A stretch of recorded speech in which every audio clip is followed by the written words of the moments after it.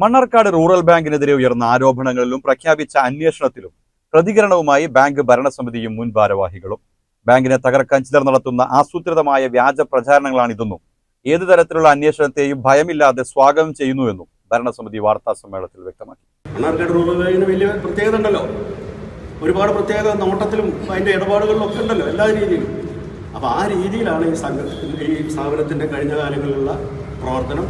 അതിൻ്റെ തുടർച്ചയാണ്, അല്ലാതെ ആർക്കും അറിയാൻ കഴിയാത്ത. പിന്നെ ഒരു സ്ഥാപനത്തിൽ എന്തെങ്കിലും കുഴപ്പം പറഞ്ഞാൽ, അത് അഴിമതി നടന്നു എന്ന് പറഞ്ഞാൽ അതിപ്പോൾ പരാതി കൂടെ ഒന്നല്ല അറിയാം. അതല്ലാതെ തന്നെ നാട്ടുകാരാണ് ആദ്യം പരാതി കൊടുക്കുക. എൻ്റെ ഇടപാട് സംബന്ധമായിട്ട് എൻ്റെ സ്വർണ്ണം കേട്ടിട്ടുണ്ടോ നിങ്ങൾ? 30-35 കൊല്ലമായിട്ട് 36 കൊല്ലമായിട്ട് എന്തെങ്കിലും തരത്തിലുള്ള ഒരു പരാതി സ്ഥാപനത്തെക്കുറിച്ച്? ഒരു മിസ്അപ്രൊവേഷൻ നടന്നു, ഒരു ജീവനക്കാരൻ ആരെങ്കിലും നിക്ഷേപത്തിൽ തിരിമറി ചെയ്തു, ഒരു സ്വർണ്ണപ്പണയത്തിൽ തിരിമറി ചെയ്തു, ഏതെങ്കിലും ഒരു പരാതി സ്ഥാപനത്തെക്കുറിച്ച് കഴിഞ്ഞ കാലങ്ങളിൽ ഉയർന്നു വന്നിട്ടുണ്ടോ? ബിനാമി വായ്പ ഉൾപ്പെടെ പല കാര്യങ്ങളും വരുമ്പോൾ എന്തെങ്കിലും ഉണ്ടായിട്ടുണ്ടോ?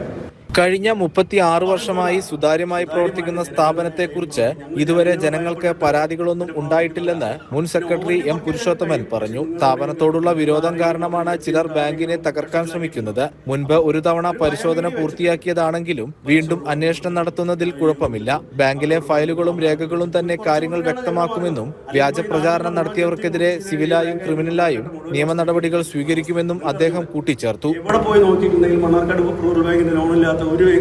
ഞാൻ എല്ലാവരെയും അല്ല പറയുന്നത്. അപ്പം അങ്ങനെയാണത്. അപ്പോൾ ആ വസ്തുക്ക് ഇവിടെ ലോണിന് ഓവർഡ്യൂ വെച്ചിട്ട് അതിൻ്റെ റിസർവ് വെച്ചിട്ട് ഇനി എന്തെങ്കിലും പറയണമെന്നുണ്ടെങ്കിൽ അത് ആ ഒരു കാര്യങ്ങൾ ഞാൻ പറഞ്ഞു. ഏറ്റവും കൂടുതൽ വായ്പാ ബാക്കിയുള്ള 360 കോടിയുള്ള ബാങ്കിനും 50 കോടിയുള്ള ബാങ്കിൻ്റെയും ശതമാനം ഒരാവില്ല, റിസർവ് ഒരുപോലെ ആവില്ല. വലിപ്പം കൂടുന്നതിനനുസരിച്ച് അതിൻ്റെ സ്പെഷ്യൽ ബ്രീഡ് ബാങ്കാണിത്. ഏറ്റവും ഉയർന്ന നിലവാരത്തിൽ പ്രവർത്തിക്കുന്ന ബാങ്കാണ്. അപ്പോൾ അത് ശരിയല്ല. എന്നാലും അതും ഞങ്ങൾ പറയണം, 5 കോടിയോളം പ്രവർത്തനം ഉണ്ടാക്കുന്നുണ്ടെങ്കിൽ തരും കുടിശ്ശിക വർധനവ് ശരിയല്ല. ഞങ്ങൾ തിരിച്ചറിവുണ്ട്. 13 കോടി കഴിഞ്ഞുകൊണ്ട് 5.5 കോടിയാക്കി.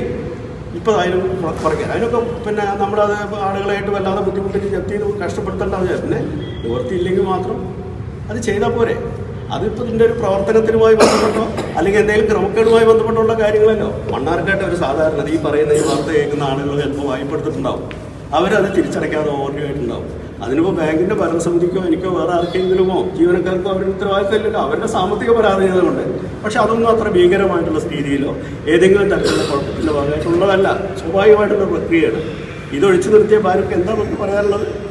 അപ്പോൾ ഇനി പരിശോധന നടക്കട്ടെ. ഏത് പരിശോധന നല്ലതാണ്? കാരണം എന്താ അറിയും, പിന്നീട് ഇത് പറയാൻ പറ്റില്ലല്ലോ. ഇപ്പോൾ ഇത് പരിശോധന നടന്ന അതേ കാര്യങ്ങൾ തന്നെയാണ് വീണ്ടും പറയുന്നത്. ഇനിയും പരിശോധിച്ചോട്ടെ, അതിനെന്താ കുഴപ്പമില്ല. മുൻകാലങ്ങളിൽ ബാങ്കിന്റെ എല്ലാ സേവനങ്ങളും ആനുകൂല്യങ്ങളും കൈപ്പറ്റിയവരാണ് ഇപ്പോൾ ഇതിനെതിരെ രംഗത്ത് വന്നിരിക്കുന്നതെന്ന് മുൻ സെക്രട്ടറി അജയ്കുമാർ ആരോപിച്ചു. നിക്ഷേപകർക്ക് യാതൊരുവിധ ഭയവും വേണ്ടെന്നും ബാങ്കിൽ നിക്ഷേപിച്ച പണം പോക്കറ്റിലിരിക്കുന്ന പണം പോലെ സുരക്ഷിതമാണെന്നും അജയ്കുമാർ പറഞ്ഞു. നമുക്ക് ഒരു ഫയൽ കൊടുക്കുമ്പോൾ ആ ഫയൽ ചില കാര്യങ്ങൾ പറഞ്ഞത് മടക്കും. അങ്ങനെ 1-2 തവണ മടക്കിയപ്പോൾ വീണ്ടും അത് രജിസ്റ്റർ ഓഫീസിൽ അല്ലെങ്കിൽ ബന്ധപ്പെട്ട വകുപ്പിന്റെ കസിൽ ഇരിക്കുകയാണ്. അപ്പൊ നമ്മളെല്ലാം നടപടിക്രമം പാലിച്ചുകൊണ്ടാണ് ഈ കെട്ടിടത്തിന്റെ പൂർണ്ണമായ എല്ലാം ചെയ്തിട്ടുള്ളത്. അങ്ങനെ തികച്ചും വ്യാജമായ പരാതികൾ അല്ലെങ്കിൽ ഇത് തെറ്റിദ്ധരിക്കുന്ന രൂപത്തിലുള്ള വിഷയങ്ങൾ ഉണ്ടാക്കി നമ്മുടെ ഇടപാടുകാർ പരിഭ്രാന്തി വളർത്തി ഈ സ്ഥാപനത്തെ തകർക്കുക, ചില വ്യക്തി താല്പര്യങ്ങൾക്ക് വേണ്ടി അല്ലെങ്കിൽ വ്യക്തി വൈരാഗ്യം തീർക്കാനായി ഈ സ്ഥാപനത്തെ ഉപയോഗപ്പെടുത്തിക്കൊണ്ട് കുറച്ച് കാലങ്ങളെ നടത്തിക്കൊണ്ടിരിക്കുന്ന പ്രവർത്തനത്തിന്റെ ഭാഗമാണ്. അതുകൊണ്ട് മാന്യ ഇടപാടുകാർ യാതൊരു ഭയത്തോടും ഇരിക്കേണ്ട കാര്യമില്ല. ഇവിടെ ഇട്ട പണം നിങ്ങളുടെ പോക്കറ്റിലെ പൈസ എന്ന പോലെ സുരക്ഷിതമാണ്.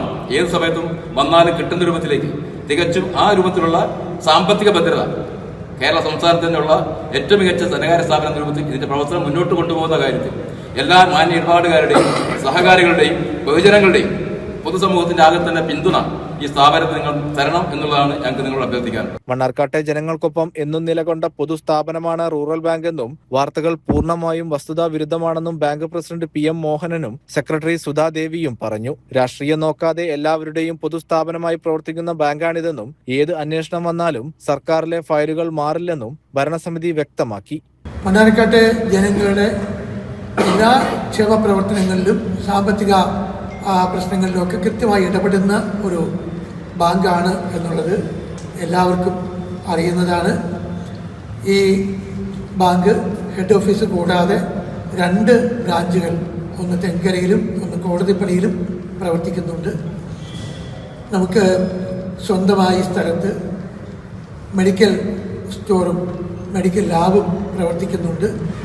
മറ്റൊരു സമുച്ചയത്തിൽ സ്വന്തം സ്ഥലത്ത് സൂപ്പർ മാർക്കറ്റ്, ആഹാറിൻ്റെ റെസ്റ്റോറൻറ്റ് പോലെയുള്ള കാര്യങ്ങൾ ഉണ്ട്.